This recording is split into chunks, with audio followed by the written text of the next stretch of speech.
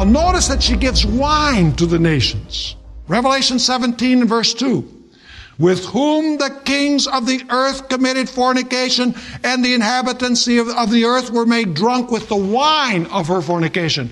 You just have to accept by faith what I'm going to say now.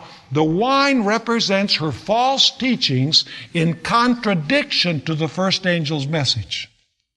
She fell because she rejected the first angel's message. The wine is the opposite of the first angel's message. We're going to study that in our next lecture. In other words, she gives her false teachings and her false practices to the nations, and she makes them what? Drunk. That's why when you preach the truth, people don't want to accept it. It's almost impossible to give a Bible study to a drunk. Of course, we're speaking about spiritual drunkenness. We're not talking about literal drunkenness. I want you to notice how this harlot is dressed. Revelation 17 verse 4. Let me ask you, was Israel dressed with gold and with silver and her ornaments and everything? Yeah. Notice Revelation 17 verse 4. The woman was arrayed in purple and scarlet. And adorned with gold and precious stones and pearls, having in her hand a golden cup full of, here it is again, full of what? Abominations and the filthiness of her fornication. Is she decked with jewelry? She most certainly is. Does she want to impress her lovers with her riches and her looks? Absolutely. She's a global system. And everybody's impressed because of all of the riches and all of the wonderful gold and the silver that she has. And by the way, you notice that the colors that she majors in are purple and scarlet. Never blue. Because as we're going to notice in our next lecture, blue represents the law of God. And this system is contrary to God's holy law.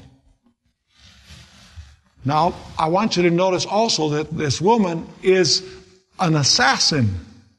You know, this woman has killed God's people. Did we find that of Israel in the Old Testament? We most certainly did. Revelation chapter 17 and verse 6. I saw the woman drunk with the blood of the saints and with the blood of the martyrs of Jesus. And when I saw her, I marveled with great amazement. Now I want to show you something which is very important for what we're going to study in the future. This harlot is only one part of Babylon. She's the main protagonist of Babylon. But Babylon in Revelation is composed of three parts. Are you understanding what I'm saying? She is, for example, like Jezebel.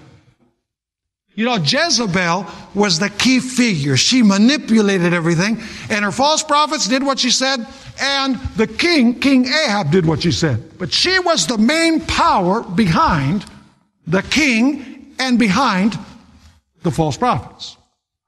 It's kind of like John the Baptist. Do you know John the Baptist also had three enemies? It looks like the devil works in groups of three.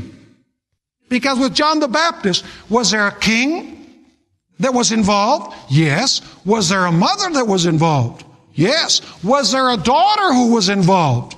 Yes. You see, this story in Revelation is actually prefigured by the story of Elijah, and it's prefigured by the story of the death of John the Baptist.